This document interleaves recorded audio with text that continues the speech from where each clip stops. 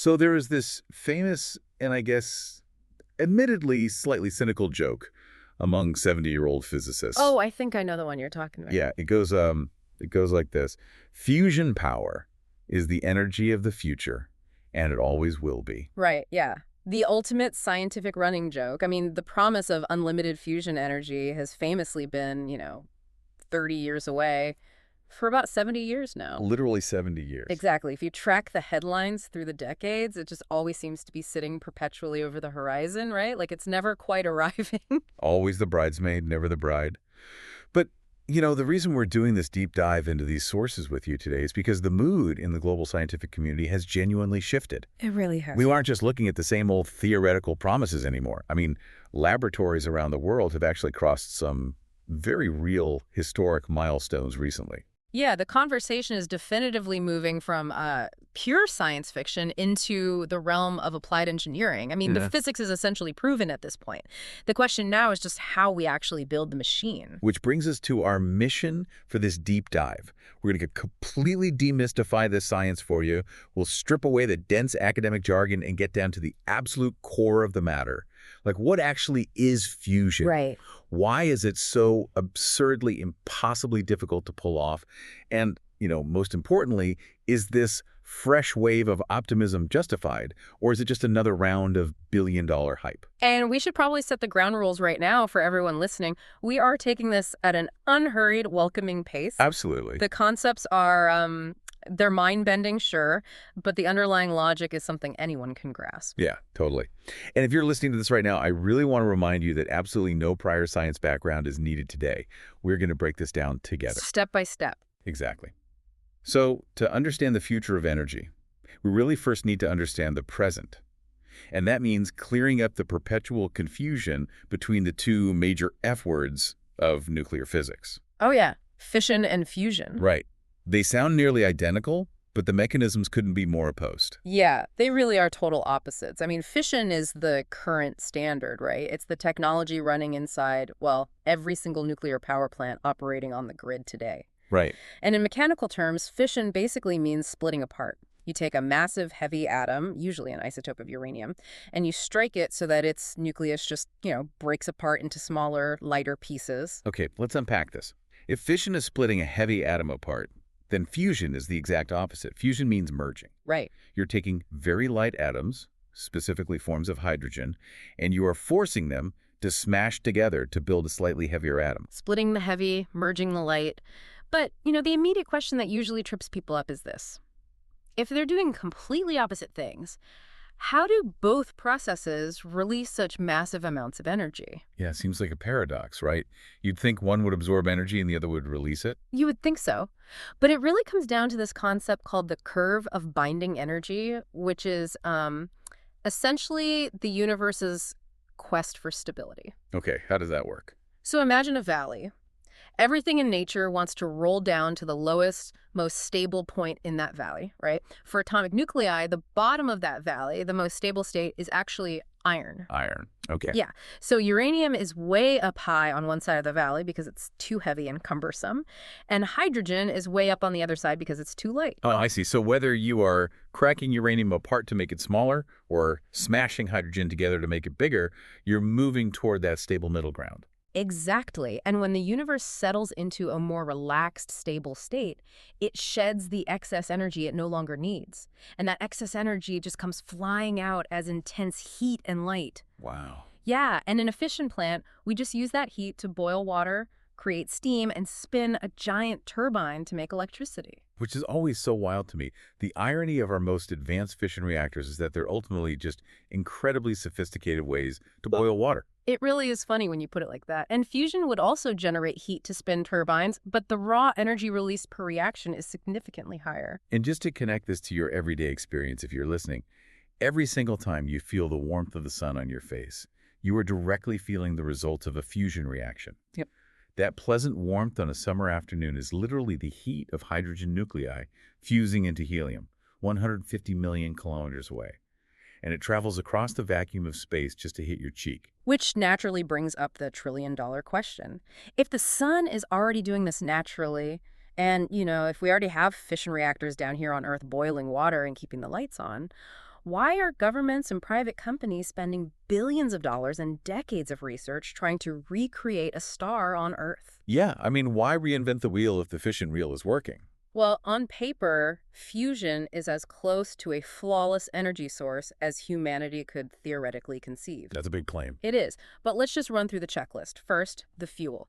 To run a fusion plant, the primary fuel is hydrogen, specifically isotopes called deuterium and tritium, and deuterium can be extracted directly from water, H2O.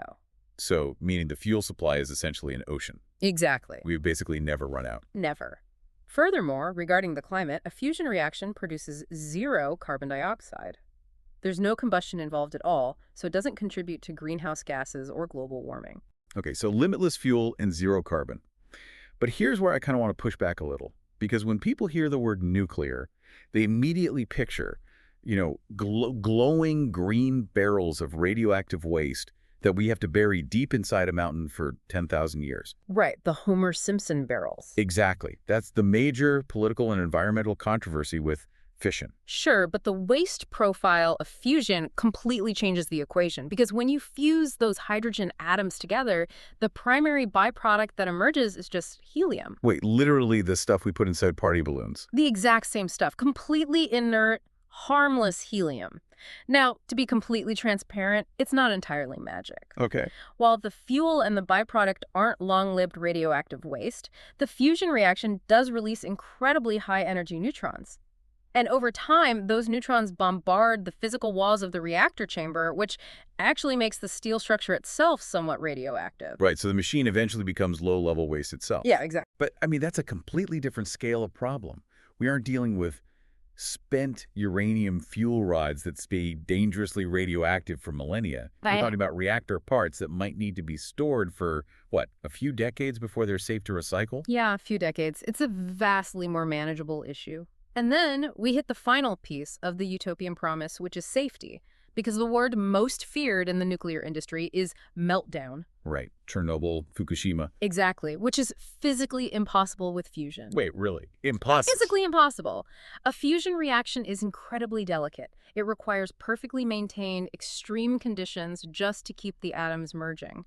If a catastrophic event happens, like an earthquake or a grid failure or even just a minor sensor malfunction, the plasma instantly cools and the reaction simply stops. Oh, wow. Yeah, there is no chain reaction. There is zero physical risk of a runaway meltdown. Okay, so limitless clean energy, no carbon emissions, no risk of a meltdown, and no long-lived nuclear waste. I mean, it sounds like pure magic. So what is the catch? Why isn't every city on Earth running on seawater right now? Well, the catch is the physics. Achieving fusion is a profoundly difficult problem, and it's rooted in the fundamental forces of nature. We basically have to figure out how to force two atomic nuclei to touch. Let's get into the mechanics of that. Because at the center of every atom is the nucleus, right? And nuclei are positively charged. So if you ever played with strong magnets as a kid, you know exactly what happens when you try to force two positive poles together. Yeah, the electromagnetic force pushes them apart. The closer you bring them, the more violently they repel each other. They desperately want to avoid touching. It honestly feels like there's a dense, invisible rubber ball between them. And atomic nuclei repel each other fiercely at close range. So how do you overcome that invisible rubber ball? You have to force them so close together that a completely different fundamental force takes over, and that's the strong nuclear force. It's the force that binds the universe together at the microscopic level, but the strong nuclear force only works at almost unimaginably short distances. So to get the atoms close enough for that strong force to just click them together, you have to smash right through that furious electrical repulsion. And really the only way to smash through that barrier is to hurl the atoms at each other at colossal speeds. Exactly. And in the world of physics, when you're talking about gases, speed is the exact same thing as temperature.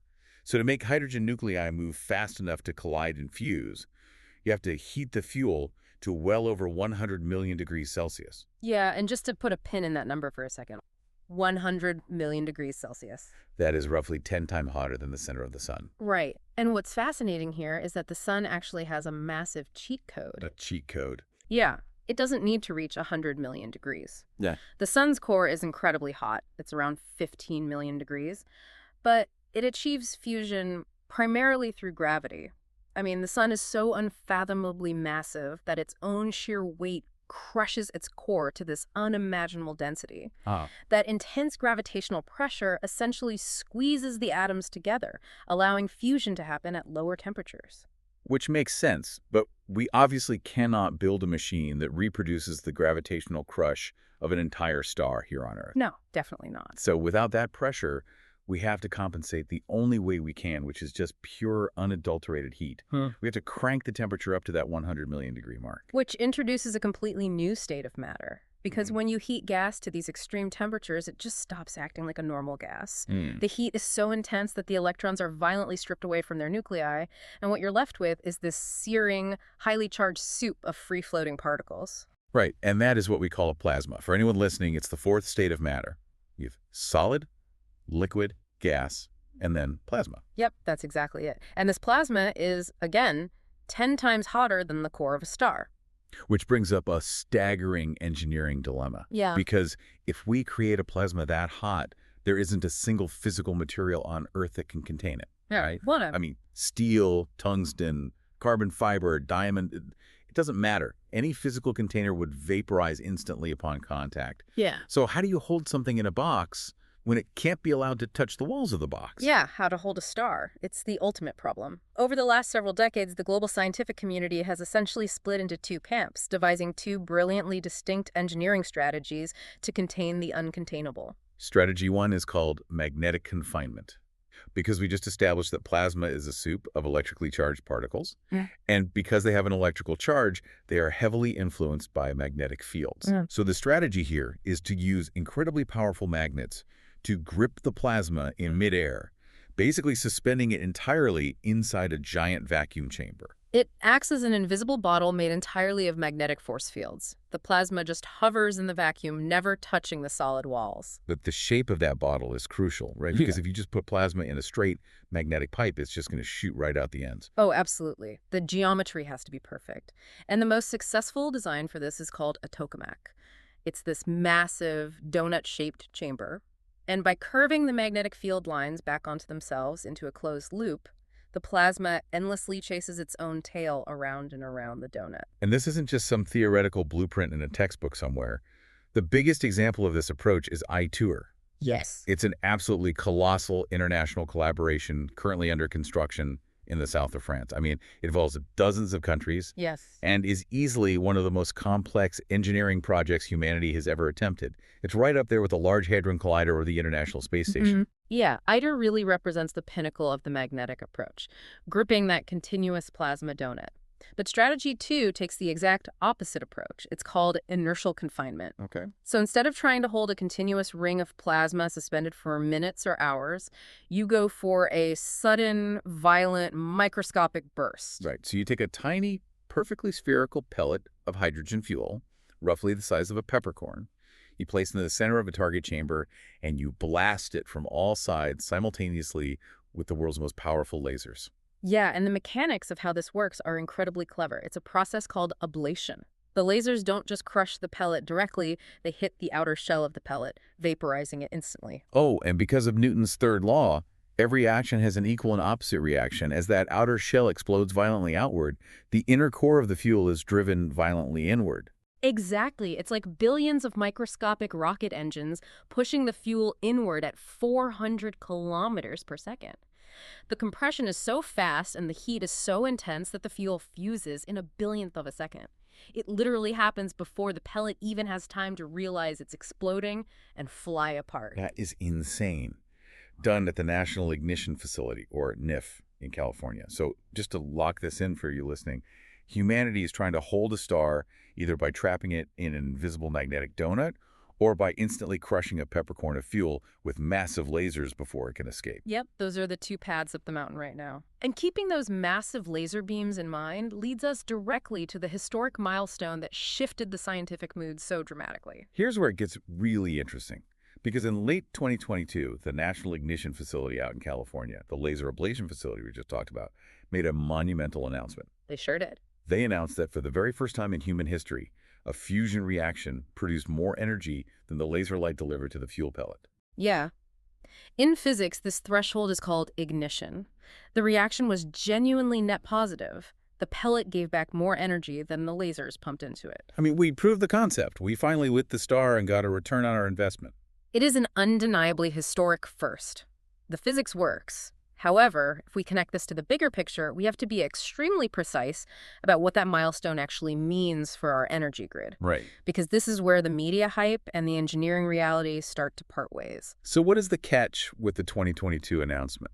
Well, the catch is a slight accounting trick. When the facility claimed a net positive reaction, they were using a metric called target gain. They only compared the energy contained in the laser beams actually striking the pellet versus the energy the pellet produced. Okay, so laser energy in, fusion energy out. Exactly. But what that accounting leaves out is a metric called wall plug gain.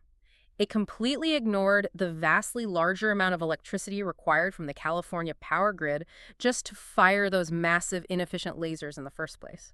Oh, I see. It's kind of like running a business where you finally made a $10 profit on a single product, but it cost you $100 in overhead electricity just to keep the lights on in the factory? That is a perfect analogy. I mean, the lasers at the National Ignition Facility were built in the 1990s. They're terribly inefficient.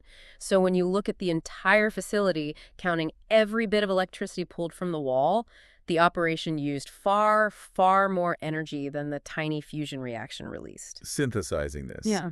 Both things are entirely true, right? I mean, it is a genuinely historic scientific milestone because the fusion physics worked exactly as predicted. Yes, absolutely.